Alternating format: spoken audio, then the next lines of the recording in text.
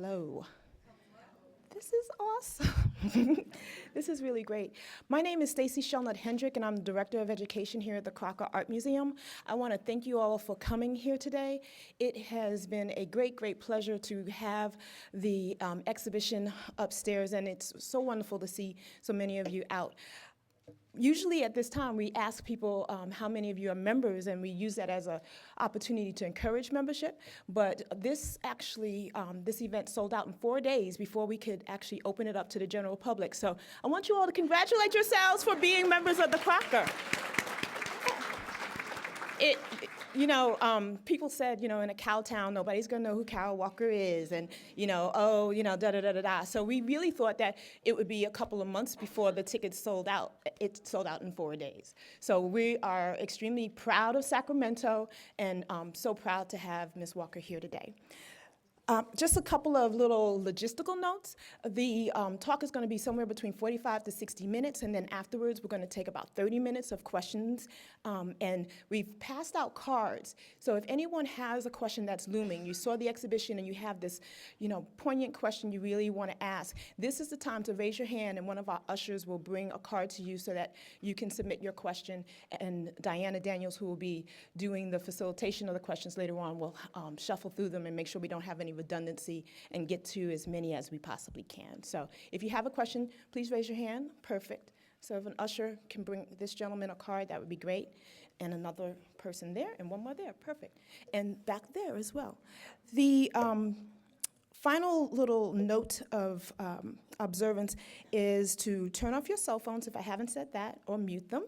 And then also, if you need an assisted listening device, we have a few of those. So if you want to hold up your hand for that, or if you need that, let me know. Okay. So now, if you have a question, hold up your hand now. Okay. And in a few minutes, I'll ask him about the assisted listening devices. We have had several programs in conjunction with Emancipating the Past, and we kicked off the exhibition with a Emancipation Jubilee, which was the brainchild of Rika Nelson. And I'm not sure Rika's here, but I want to give her a little bit of applause. Rika has been working hard. She's one of the most creative people I know of, and she had the idea that we would have this massive reading of the Emancipation Proclamation. Who was here for that event? Oh, see, didn't we do a good job? That was great. Give yourselves an applause. Yeah, we had a great time that day. We had over 800 people come out for the day, and about 400 people actually participate in the reading. And so now Sacramento has set a world record for the greatest, largest reading of the Emancipation Proclamation. Isn't that great? Yeah. So, yeah, it's wonderful. This is our final major event for the exhibition, and it's actually part of an ongoing series. Icons in Conversation is something we started right after we opened the museum. Our first two featured speakers were Gottfried Helmwein, and then we also had Wayne Thiebaud. Later we had Judy Chicago and Richard Mayhew, and then earlier this year we had Gregory Kondos. So today we are really excited to present Carol Walker.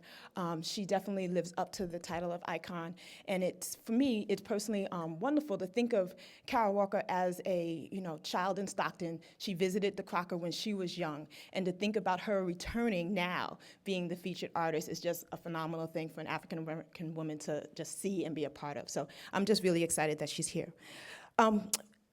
As far as thanking our sponsors, we want to thank the University of the Pacific, who helped to sponsor today's event, and we also want to thank all of you for being continuous supporters of the museum and believers in what we do. So with that, I am going to introduce the Associate Curator, Diana Daniels, who did a phenomenal job on the exhibition. And Diana will introduce Ms. Walker. Diana?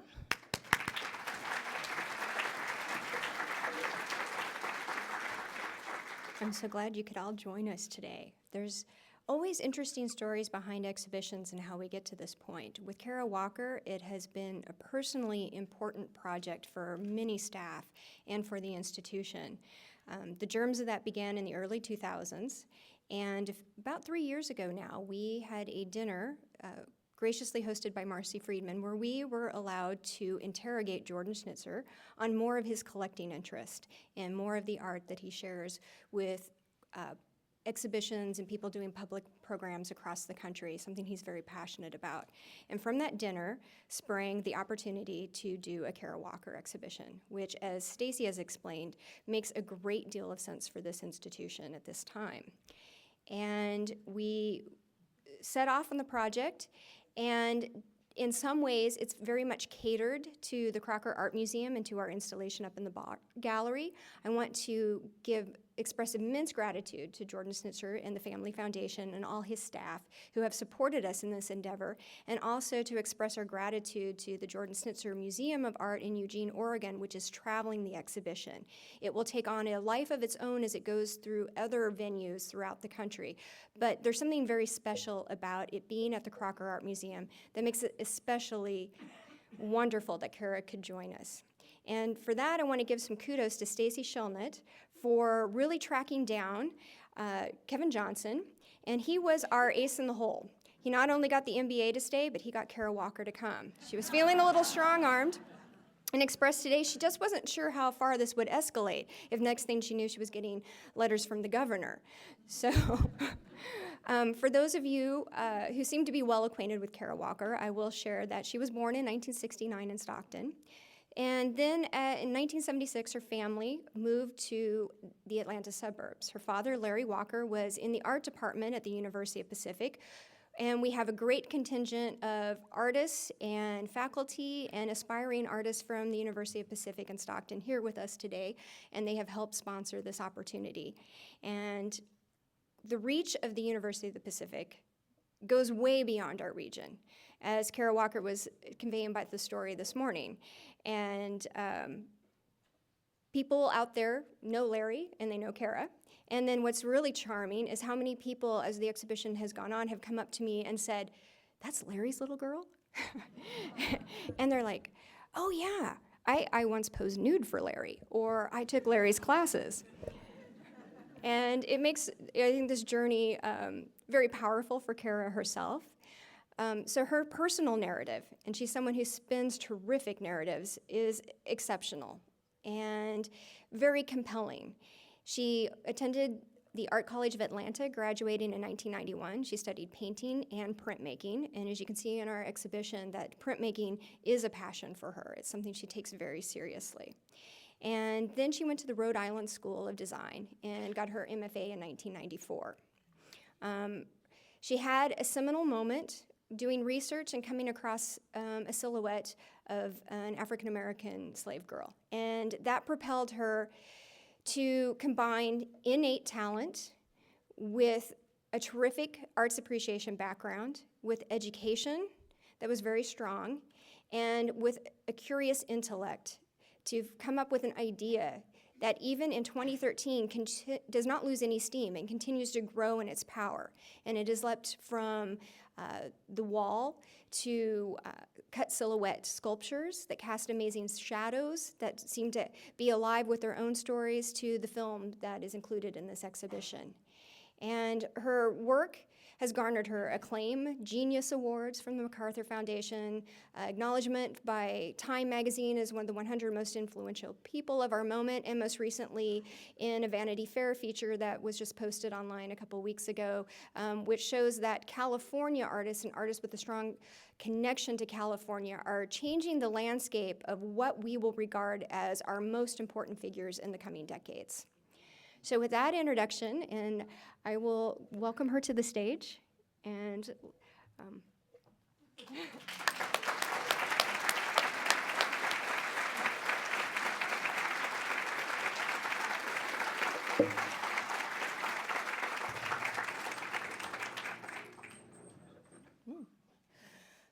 good afternoon, Sacramento, Central Valley, California, and good afternoon, people in this auditorium and the people in the other room, auxiliary space. I know you're there. I have to get situated here. That was a very thorough introduction, and I have to walk boldly. And after that introduction, slight correction that we moved to Atlanta in '83. And I want to verify that I'm using this and not my computer now. So just to be clear, we're here. Okay, we're on computer. The picture up there is Stone Mountain, Georgia, where my family moved after we left Stockton, or, well, my parents and my brother and I. My sister stayed in LA. And I'm going to try and weaving back and forth between, personal narrative and art conversation stuff, if possible. I think I brought too many slides. You can stop me if it gets old. But I thought that it was important to just throw in a slide of Stone Mountain at the last minute, because I don't always give it much credit as an artifact, as a cultural artifact, for maybe influencing my artistic development in some way. The granite feature, Stone Mountain's an amazing natural feature on the face of the earth, and there's this carving on the side of the Confederate generals that was initiated in, I think, the early 20th century and then completed in the mid 20th century. The Klan reformed at the Stone Mountain in about 1905, I believe, and held their rallies there up until, probably still do a little bit nearby, but it's a smaller thing. When we moved to Stone Mountain, they were having a quite major Klan rally, and everybody got American flags and Klan rally announcements on the mailboxes up and down the street. And that was my intro to Georgia, and it's kind of continuing, or at least slightly, I don't even know what to say, not really understated, racial politics.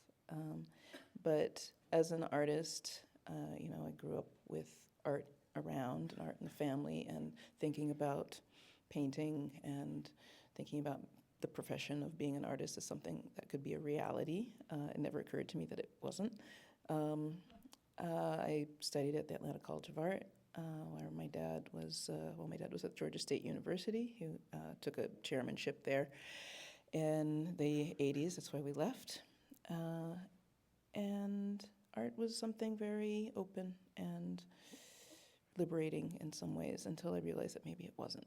So I guess I'm going to, some of these are my standard reference slides. This image, some class A, is a postcard that would have been distributed, kind of maybe far and wide in the late 19th century, and to this day, perhaps by collectors of Black collectibles.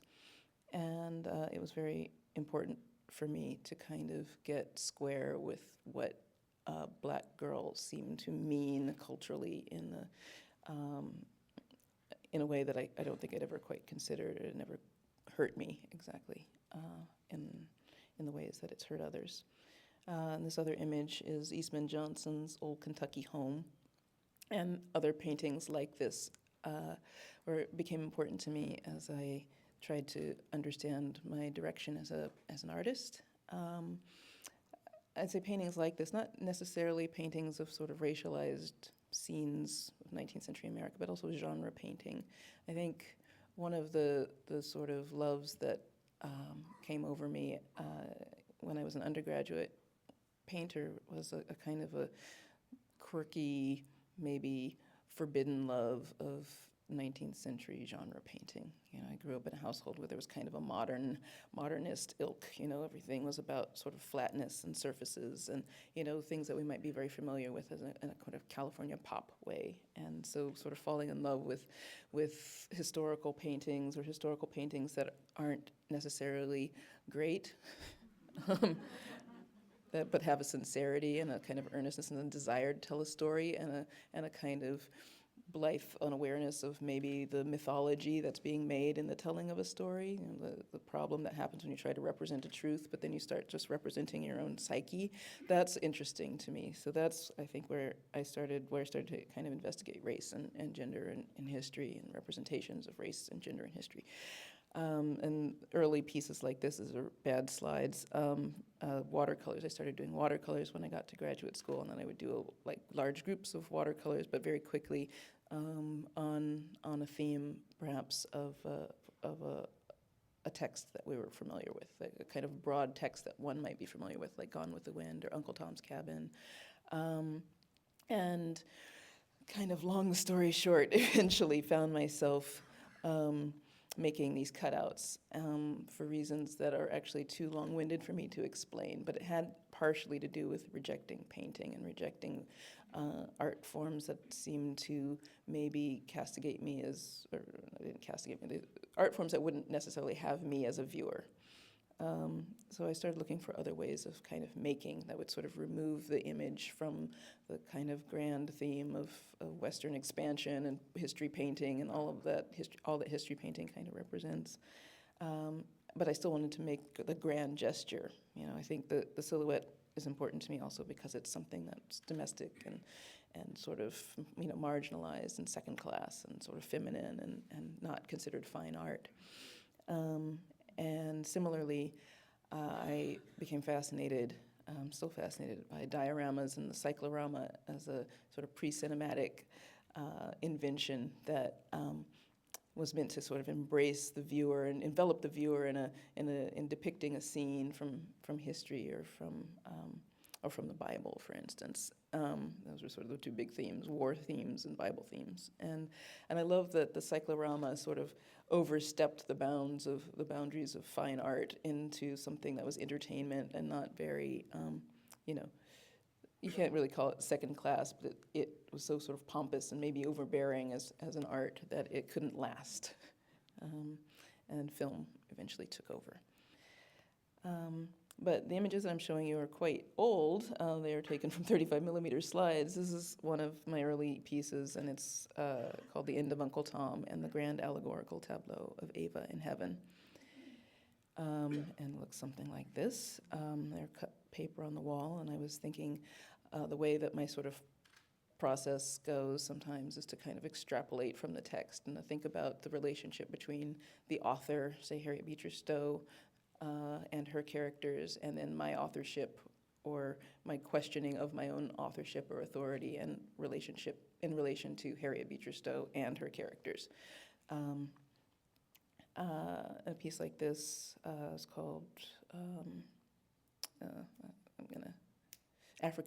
Endless Conundrum, and I got a lot of long titles. This is the shortest one of them. Endless Conundrum, and this was a situation where I was asked to make a piece at a museum called the Bayerle Foundation in Switzerland, and the Bayerle houses an amazing collection of African and oceanic work by unnamed anonymous artists from centuries past, paired with the sort of modern primitivist painters of the early 20th century. And it's kind of like a little very easy compare and contrast. You know, you have your Matisses, and then you have your unknown, and then you have your Picassos, and you have another unknown. So I was just riffing on Brancusi and Josephine Baker. These are all works from the 90s. This was the one piece that I made intentionally as a cyclorama, a piece to be experienced in the round. Slavery, Slavery. It also has a title that's as long as a broadside, and I've never committed it to memory because it makes giving talks like this somewhat entertaining.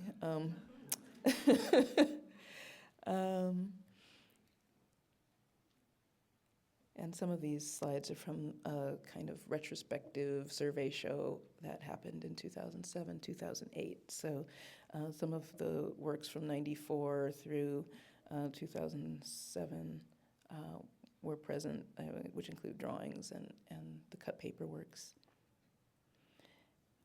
So I'm just kind of skimming through these a little bit, that we have a lot to cover.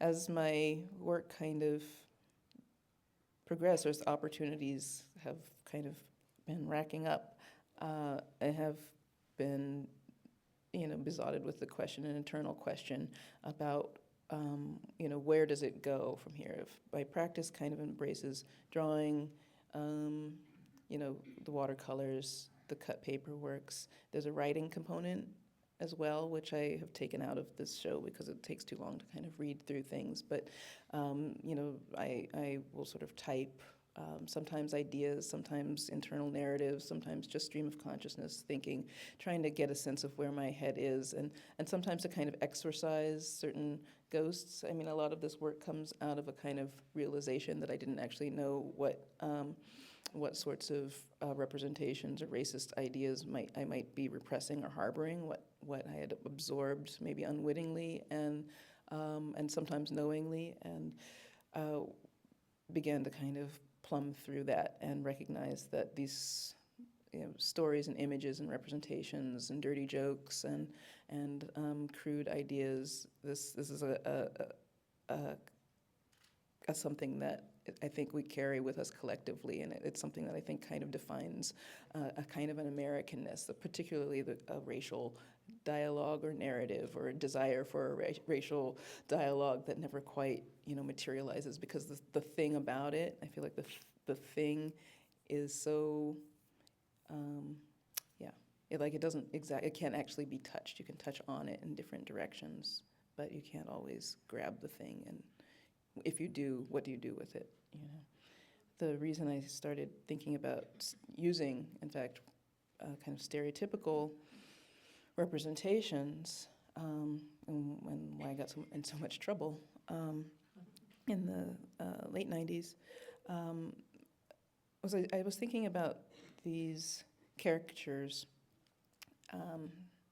that kind of, were clearly roaming my interior landscape, and thinking about themes of liberation that have kind of, dotted at least the African American conversation in this country about, what is liberation, and what is equality, and I was also thinking about authorship again, and agency as an artist, and the freedom to do with what you will with whatever you must, whatever comes to you, and I think that becomes problematized if you're thinking about, oh, goodness gracious, I am sort of thinking on the fly right now, but I do think about these things often. I think that one of my sort of go-to problems when I was making paintings was, who gives me the right to make this painting? Do I really feel like I can control these characters or figures? Does that make me some kind of, agent, some kind of master over these, these images that have to do my bidding? Do images, whatever type of image I make, become the slave of the masterful painter? And that sort of led, obviously, down this kind of slippery slope to using sort of representations of sort of slavery and power relationships, and kind of wanting to always feel that I'm implicated in that narrative as a kind of creator of, or repeating a kind of theme that I seem not to be able to get out of. So I started making film. This is the long-winded way of saying making the shadow puppet films was lurking in my thoughts for a while, but I didn't quite know how to approach it. So I did these kind of light projection pieces as a way to sort of understand space, and then I did my first shadow puppet. It's puppetry in stop motion. It's very, very rudimentary, called Testimony. And these are a few stills from that. Kind of a revenge fantasy gone wrong, as revenge fantasies must. And then the second piece, also black and white, 16 millimeter, was slightly more complicated, and it had sound this time, called 8 Possible Beginnings, or the invention of African America. And I wanted to think of the creation of African America. And I was thinking about creation narratives and the kind of story, or the sort of creation narrative that defines African Americanness, I guess, like Middle Passage, arrival in a new world, and becoming a new type of being in the world, a new type of maybe set of problems in the world, and not for the world, but within oneself, in one's world.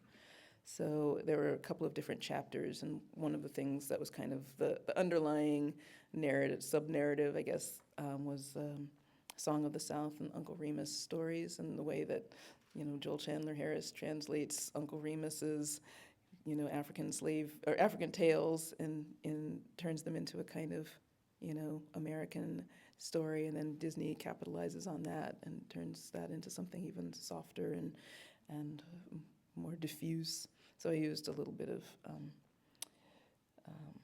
Disney reference. The main reason being that I was showing at the Red Cat Gallery, which is the Roy and Edna Disney CalArts Theater gallery space.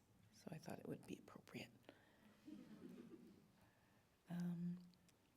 I think that 6 Miles from Springfield on the Franklin Road is playing here, so I don't know if I need to clarify too much, but the initial impetus for this and what is meant to be a series of short videos was I gave myself an assignment, and the assignment was to just use the historical record, instead of veering away, basing my work on one set of fictions, a fictional story or a folktale, to use the historical record. So I picked out a couple of incidents from the Reconstruction era, mostly atrocities committed against blacks by whites, or race riots that happened for various reasons. And I'm not entirely, I'm a little self-critical, so forgive me, I'm always working. So I'm not entirely satisfied with one aspect of the video, and that is that the initial impetus, the initiating sentence that I worked from, which was like a small statement taken by one of the Freedmen Bureau officers, was a statement of a 12-year-old girl who was raped and watched her father get killed and her family home get burned down. And that was, and it's very short, it's very terse, and very to the point, Some man took me, it's really like I was forcibly connected. They killed father.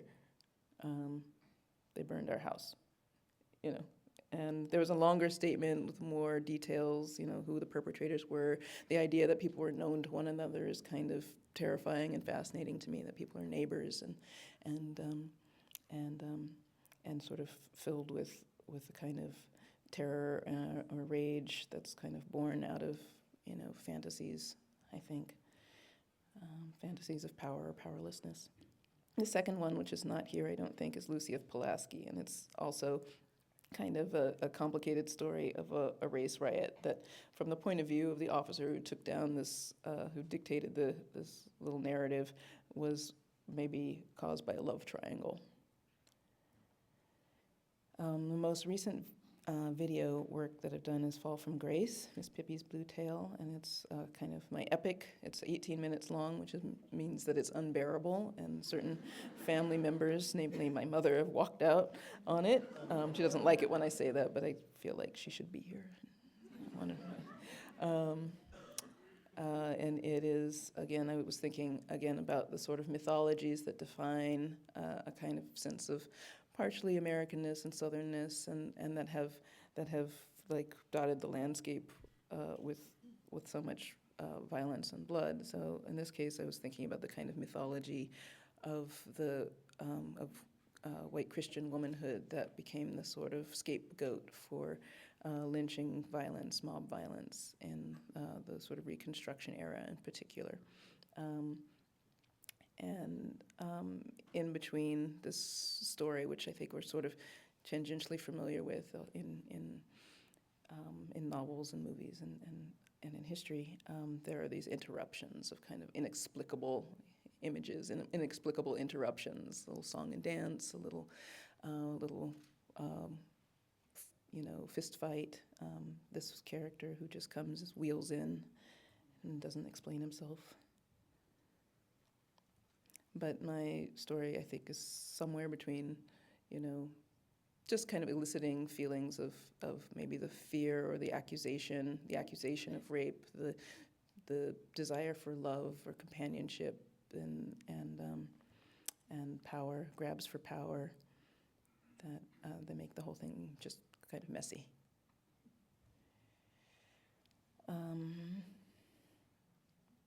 Hi again to the people in the other room. I kind of wheel ahead. More recently, I think I have been, battling a little bit with the recognizability of my work. In fact, I can't say more recently. I've been battling with the recognizability of my work from the moment my work became recognized as the silhouettes. And so that's, I took out the text work, but that is one of the things that I kind of retreat into a mode where I start writing and trying to think about if it's necessary to make images, if images are so satisfying to the, to the sort of visual palette. In this case, this was a show in San Francisco a couple of years ago, a group show that was centered around the theme of Huckleberry Finn, the writing of Huckleberry Finn, its legacy in American culture. And I made a piece that I thought was kind of mocking myself a little bit. It was kind of, I had, Huckleberry Finn references and Death in Venice references just to make it funny for me. And thinking about Huckleberry Finn as this kind of object of desire who's constantly being, alluded to and maligned in culture. He's censored and he becomes emblematic of so many different, so he's like a nostalgia and boyhood and freedom and, and he's already an abused child by his father in the story. And I just think we just keep bringing him up to make him do our bidding, but he just wants to be free. So I just tried to not really confine him to the narrative of the book. And they threw in Harriet Beecher Stowe and Topsy on top of it, because I figured they would like one another. And 2 years ago, I say 2 years ago, it was most recent solo show in a gallery, I decided to sort of take a different tack and do a show that was mostly drawings and these kind of large text print pieces. And that was the show Dust Jackets for the Niggerati. The gist of everything was to kind of move my sort of the location of my work forward in time a little bit. I was sort of, reading The Warmth of Other Suns and thinking about this moment in the sort of this migration moment. I mean, I think we've been sort of migrating all along, and people have been coming into the country, and people have been moving out of the South, and the sort of violence that precipitated moving out of the South. And I was thinking about my own sort of transitions from, South to North, and what it means to sort of be in a transitional space, which sort of pulls you in multiple directions and maybe leaves a kind of a diffuse, hollow something in the middle. So I did these large drawings and the prints, and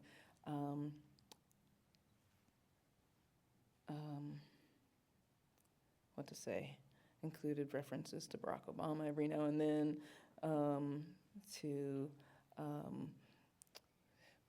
women performers, especially jazz musicians, who met with tragic ends. There were actually just 5 of those, but they were called biographies. I think I was looking for, initially thinking about what are the models for being sort of Black woman success in America, and each one was kind of, a string of powerful and often violent men, or images like this, the Great Negro Heroine. And from there, I kind of, spiraled around what could that character's life have, what incidents might have embraced that character's life. There's always a second, sort of red herring to my methodology, and that had to do with the number of dissertations people have been writing about my work in the last 15 or something, or almost going on 20 years, that my work has sort of lent itself to a lot of academic work, which is great for me because it means I have less work to do in explaining it, but it's terrible in another way, another way of sort of locking the work down and again into the iconic thing, or it actually makes the work somewhat important in a way that I think that the comedy of my work is always trying to kind of toy with. So I made this group of works, there's about 44 in all, to be potential book covers for anybody's dissertations. So thus the title, Dust Jackets. But again, thinking about images of lynching, sometimes basing things on specific newspaper entries that I found, detailing, in fact, especially in the sort of early part of the 20th century, you'd find some really kind of spurious accounts of attacks that were in progress. Like the mob is known to the editors of the newspaper, particularly the Atlanta Constitution, I think was well known for being a bit of a race baiting kind of newspaper that speculated on the whereabouts of the suspect and speculated on the possible attack or the motives, and kind of fired up the mob. So there were a few references to those things in there too, but they aren't academically done. If you are writing a dissertation, you will have to do the rest of that research. And then some are just kind of silly. But as you saw in the installation shot, everything was hung kind of salon style, and despite the fact that there were discrete drawings, I still wanted to kind of create that sensation that one has in the cyclorama or any of the panorama pieces where you're kind of in a situation. It's not simply about the drawings. It's not exclusively about the drawings. This is the most recent piece, actually. In a way, it's up right now at Camden Art Centre in London for literally my first London solo show. And yes, it's the sesquicentennial, the Sovereign Citizens Sesquicentennial Civil War Celebration. And it sort of follows on the heels of another white on gray piece from earlier this year at the Art Institute of Chicago, which I will talk about in just a moment. I'll give you a quick overview. The show in Camden had these 3 cut paper works that are kind of arranged a little herky-jerky style, not exactly linear narrative. That's just something I've been playing with on the smaller scale for the last couple of months. It's a way of not just retreating into writing, because the writing doesn't necessarily get seen. So I started making sort of small cutouts and thinking of them as samplers, just like little sampler pieces. Like that was my hobby, was to make cutouts. And these are just a larger scale hobby work. It's a wall sampler for savages on the far white wall, and wall sampler for civilians over here.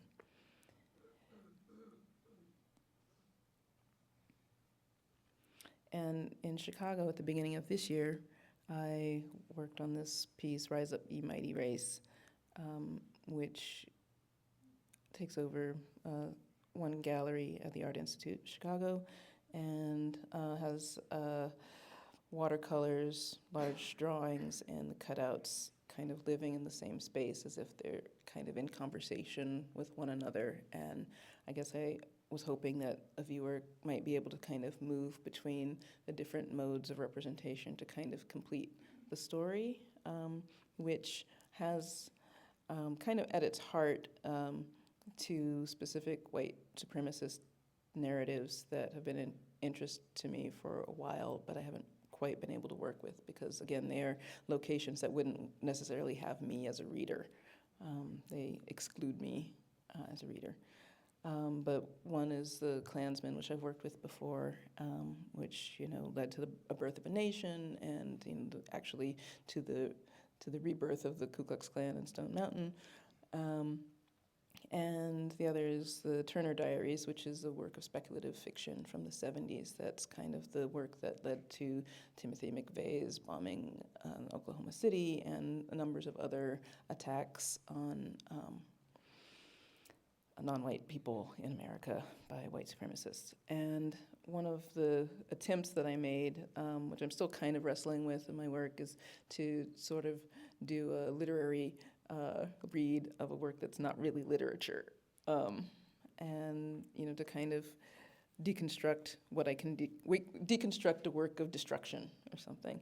So I did the series of watercolors first. I think I have some detail shots, and then from there started thinking about the desire that the work posits, the desire for a race war, and who would the soldiers be in my war, if that war were happening, who, where does compassion live in a world that's defined by the Turner Diaries? Well, it doesn't exist anywhere, so how can you, in what ways could I interpret or glean compassion out of these circumstances that are, completely nihilistic?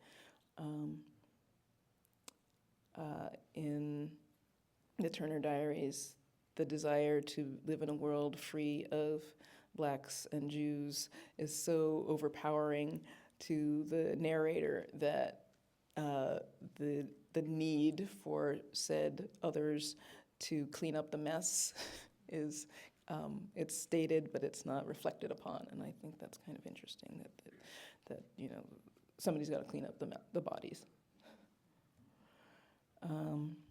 And anyway, I can't get too academic about it because in a way it's kind of visceral, those kinds of texts. And this work is kind of the beginning of thinking my way through it.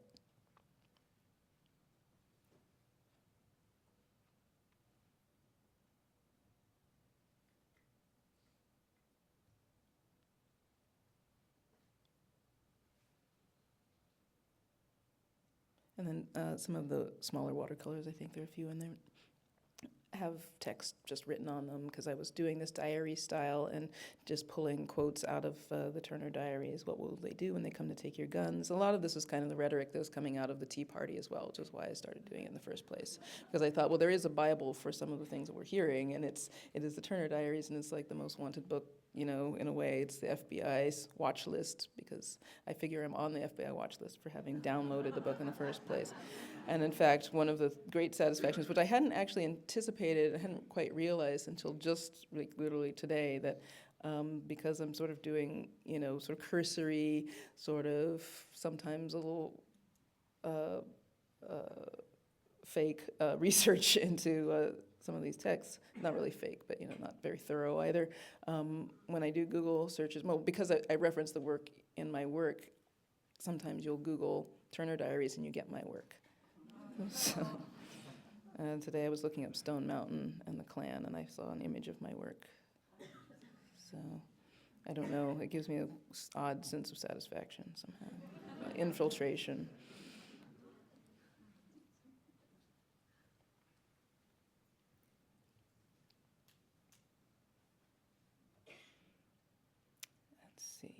And that was my little ellipses. And I thought I'd show this just to kind of round it out if there's still a minute. Are we at half an hour already?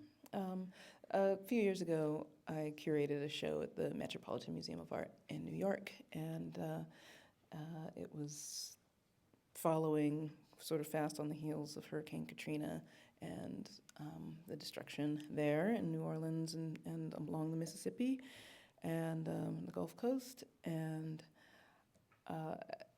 the sort of longer story is I had been offered this space at the Met quite some time earlier, maybe a year before the show happened, or maybe a year and a half, and didn't really know what to do with it. It's a very strange space in the Grand Museum. It's quite low ceilings. It's really designed for looking at small works, maybe watercolor works. It was sort of not ideal in a way. So it was hard to kind of think of putting my own work in that show, especially if there was an opportunity of borrowing work from the collection and being able to sort of play amateur researcher in the museum. And after, it's happened a few times after, catastrophes, after 9/11, after Hurricane Katrina, I'll hear artists kind of lamenting the oh, art, I just make art. I can't really do anything, and I can't change the world, and I could go build houses, or, you can do a lot of things, obviously, outside of making your art. But I was wondering again, because I was actually doing a show in LA when Hurricane Katrina happened, so I was actually sitting along with artists, and that conversation was actively happening around me. And I did wonder, like, is there a way to just kind of bring art into the conversation?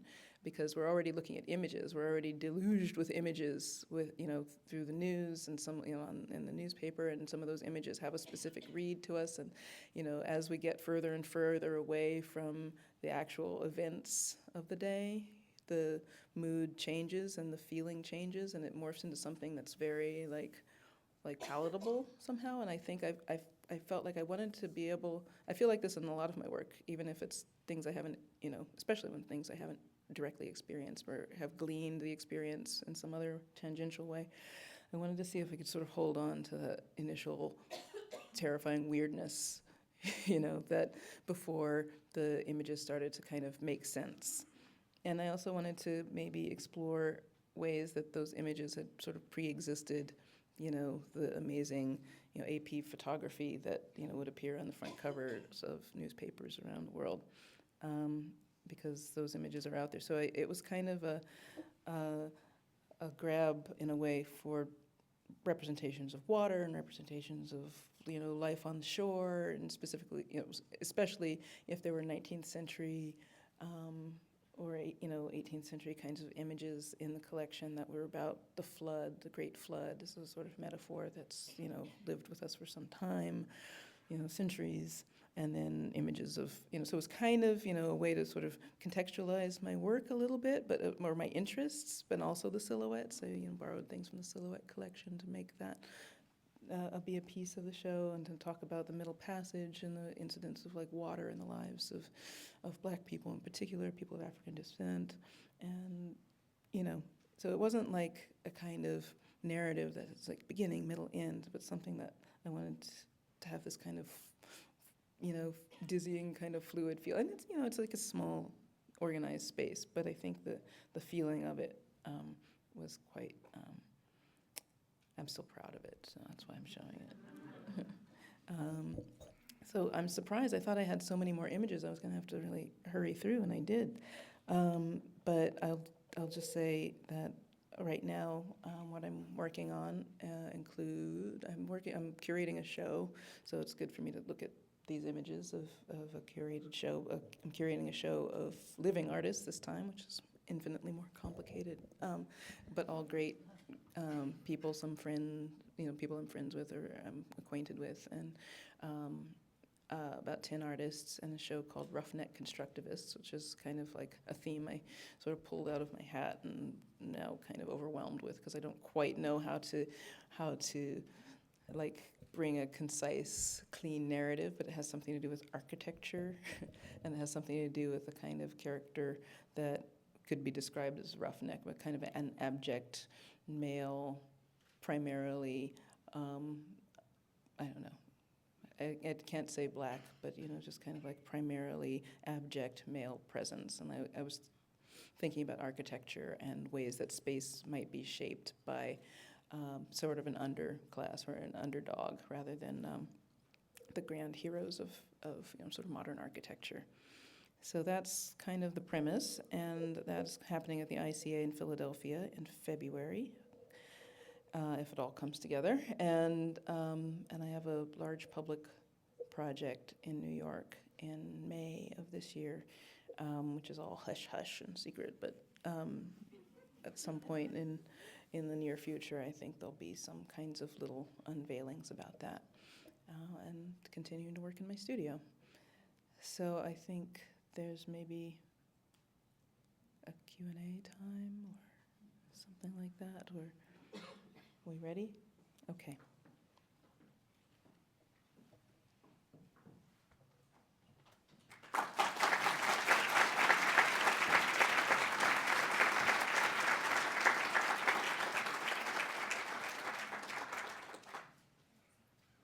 See here. Yes, I think we're on now. I tried to cleverly hide this before, but I think we'll just kind of do this now. This is, I feel really spoiled rotten to have this opportunity. We solicited questions and selected a few, and I may combine or paraphrase, so I hope no one will be insulted that I do so. But I did find it interesting to tell stories about your father, because I don't think that comes up often for you in New York. I'm just conjecturing. No, I think if it does come up, it's probably me bringing it out. So one of the questions we have, and I think it combines well with another one, is about the influence of your father and, and his influence on your development as an artist. Oh, yeah, well, my dad was always, he worked with children early on in his career, and so he had that thing, and my sister can attest to this, that we were all kind of encouraged to do things, to be creative, and to, like work with art, and, put work in, art shows, and things would get framed up, So there was a feeling that art was like real, and I feel like I've said this one little thing just like one too many times, but I'll say it again because it's become like I'm turning myself into my own mythology right now. But he was working at home. He had a studio in the garage, and so from my earliest childhood, that was, Dad was in the studio in his garage, and sometimes I'd watch him, sometimes I'd sit, with him on his lap, and I just think I remember like knowing that was something I wanted to do. It just seemed pretty cool. We would draw on the sidewalk with chalk, and eventually, I think the sort of bigger piece for me was that in addition to my time here in Stockton at UOP, he had initiated some children's art classes in the summertime, so that was huge. UOP was my babysitter, basically. And the summer art classes would peter out, and the older kids would go, and I would still be there, like running around. And then when we moved to Georgia, we didn't have the same sort of situation. I was getting older, but I still started taking classes. I would sit in on his life drawing classes. And so my first nude study was in my dad's drawing class. Were there some moments of affirmation along the way, though, that... Oh, yeah. I mean, it was always affirmation. I think that it was a huge kind of wake-up call when I got to college, when I went to Atlanta College of Art for undergrad. And, other people really had to struggle to, go to art school or claim themselves as artists. And so I had to kind of backtrack and think, well, wait, why do I want to make art? I hadn't even questioned what it is I wanted to make until... I got there, and yeah. This is a room full of artists and aspiring artists and artists who very quickly decided they shouldn't be artists. Oh. So I will say that you are very good, and I don't say that from any sort of flattery sort of place. So did you have that recognition? No. No. I mean, I don't know. I mean, I had my own kind of probably cocky ego thing, but not entirely. Young, yeah. Well, yeah, when you're younger, and then you see like this other kid who draws cars really well, and I still can't draw cars, and so and when you're younger, you find your strengths and then you run with them. I did cartoons. So I did cartoons up to a certain point, and then when I found myself kind of quiet and alone, I did other things. Yeah. Battleships. I remember a little guy who could do a lot of battleships. And I was doing the flouncy dresses. So another question we have is, how would you like your art, or what is your intention for your art to influence the story of identity, especially with so many multiracial and biracial families? I have my own multiracial family.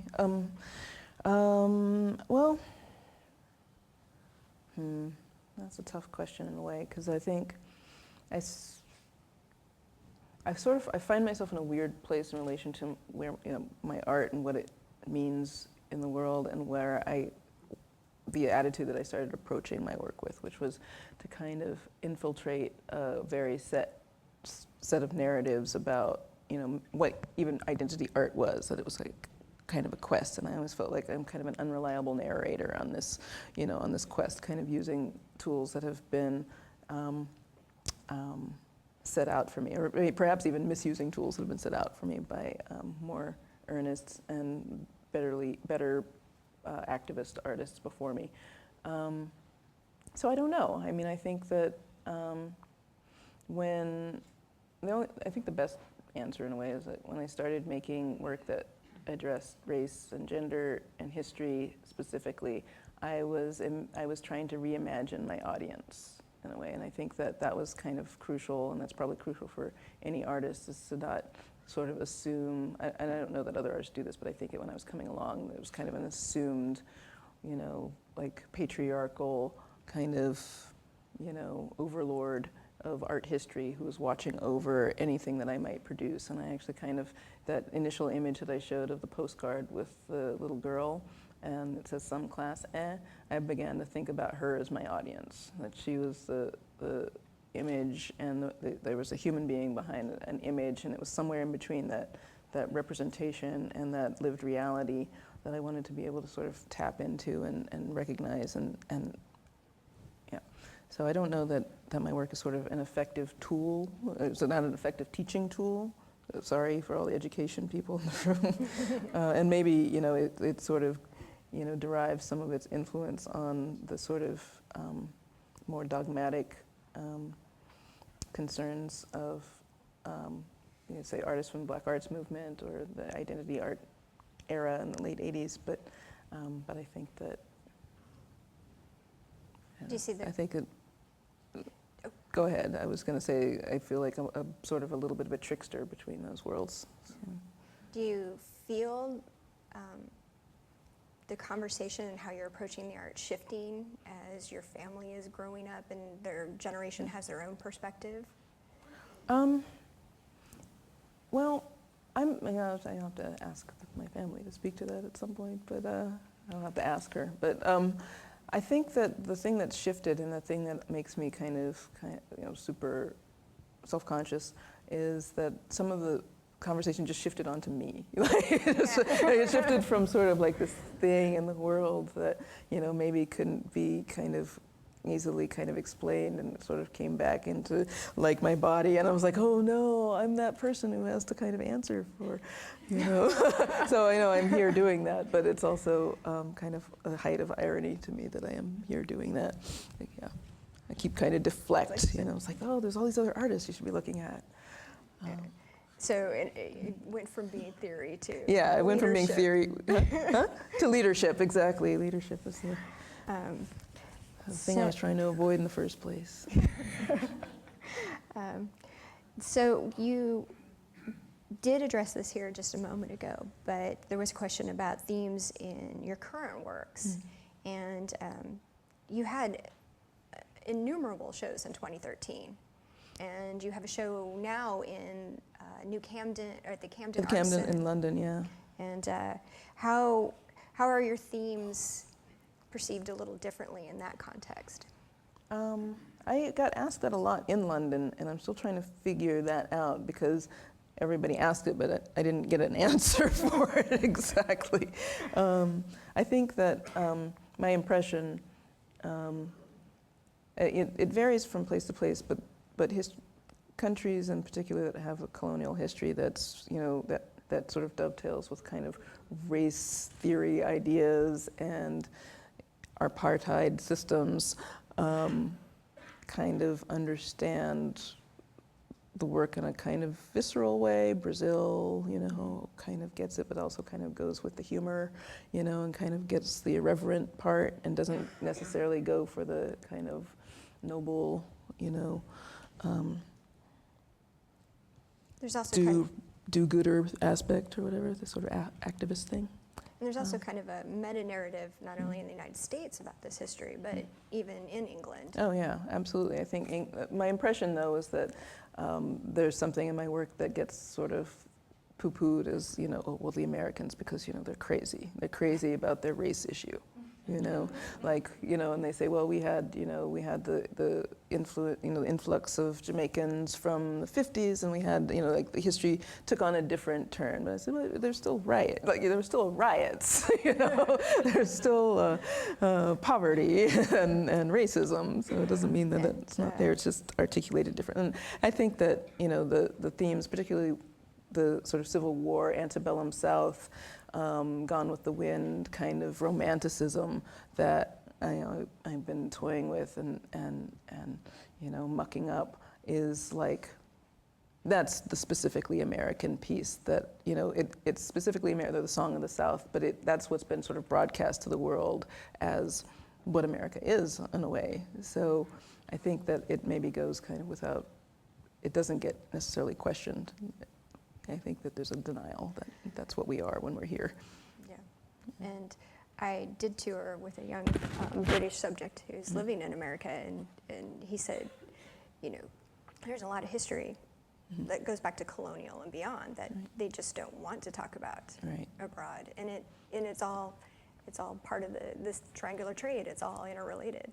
Yeah, the triangular trade is kind of the interesting thing. So, what additional themes do you see exploring, you know, coming together with this exhibition you're curating? Oh, God, the exhibition I'm curating is just so like out of my league. That's I mean, part of the theme is like getting out of my league and just kind of exploring there, because I have this, you know, it's like a Sagittarius thing or something. Like I just kind of have to keep going. But I've been learning a lot of stuff. I mean, I'm thinking about, you know, I said architecture, and I kind of mean it in sort of a loose way, because there's a lot to study when you're studying architecture or architecture theory. But I was like, how would one sort of, or is it, I thought there must be somebody who's writing or talking about an architectural theory that comes from, you know, the experience people have had, like growing up in housing projects from like and this is like not an experience that I had. So this is like, you know, kind of just like a kind of question, like it's just a theoretical question. You know, people coming out of like late 20th century, you know, modernist problem, right? And then, so I've been watching interesting documentaries about the Pruitt-Ego housing complex and how that became like the death of modernism when they blew that up in 1972, or about the MOVE organization that, you know, was kind of like a black separatist group who got blown up in 1985. And so there's like this weird thing of like destruction and architecture and like attempts at like a kind of black racialized subjecthood that are very strange and complicated, and I thought I just wanted to see what that would look like. So like William Pope L is in the show, I think. Yes, he better be in the show. We've got one piece, and I'm trying to get a different piece as well. And Kendall Gears was a white South African artist who was doing very kind of charged political work, and his piece is much more kind of clean and modernist, but has some bullet holes. And some younger artists who some I've just met or I'm just meeting, and some who I worked with in students as students. A photographer, installation artists, and I mean, I think it's going to be an interesting show. As a filmmaker, you know, a couple of filmmakers. Absolutely. Well, said to you before, what I like is with your art is that it is an entree to history that I don't know. Yeah. And it provides me a way for, you know, to be intellectually curious that has a positive feedback loop. I become interested, I find it, and even as you're talking about this topic, I realize how much of my perceptions are based on television programs from the 1970s that put some sort of happy gloss on it all. Right. I think I like that you do the actual kind of history work, and because I think when I started doing this work in particular, I mean, actually before I even started, when I was still in Atlanta, I was thinking, I kept encountering all these people who are sort of like amateur historians who would kind of like take one little piece of history and then kind of run with it, you know, or they would kind of like harp on a particular theme that was so kind of like felt like a violation, like, you know, our women were raped, you know, and you'd hear that a lot, and it would start to affect you physically, because you think, what are you doing right now? Like, what, you know, what's your relationship to that right now when you're talking to me? So that was, you know, my amateur historian love turned me into an amateur historian who's got a big chip on her shoulder, and I like that I can inspire somebody to actually do the rest of the research and bring it all home, you know? Absolutely. I mean, most of the time. And I think that's, and it's happening across the board. It's the dissertation thing. You know? I think it's important most of the time. You know, Diana running around in Diana's personal show, and you know, when you have that moment, and you pull yourself away from your immediate starring role, and it's phenomenal. And it's one of the things the visual arts has always been able to do in a way no other form does. So let's circle back, and I know this has been a personal journey for you, Yeah, And you yeah, have yeah. family and friends here for it. So when you think about that transition from Stockton to the Atlanta suburbs and then coming back today, do you feel any reflection on those original impulses to, really look at identity? Well, I think, coming back again has been pretty, like, touching in a lot of ways, like, very, like, kind of intense ways. But, I think that the work that, the themes of my work really come from an outsider's point of view in a way. Like, I think I always felt like I was this Californian who came and got dropped into this, like, a sort of alternate universe, sort of an alternate reality that, like, more or less spoke the same language, but we're sort of talking about it in different ways, and I felt like less of a person, and I don't know if it's just because, it was many things, high school, and the racial politic of the particular place that I went to, but I think that California became this kind of mythic place in another respect, because I felt like, I was really kind of allowed to be a person here in a way, and I had a kind of multi-racial group of friends that I didn't realize was multiracial. It wasn't an issue. Maybe there were some cultural things that we, participated in and went to, different functions around Stockton that made me feel like a person, a citizen of the world, as it were. But And some of those regionalisms you inspire, you're not even certain that you're not picking up on a code or on a facial expression, that you're not interpreting the content, and then later on. Yeah, I think this work I don't know what work I would have done if I hadn't gone to Georgia, but I do know that the kind of, my inability to pick up on all codes was a kind of feature of my sort of being that I find comical on the whole, and kind of amazing that I survived in some ways.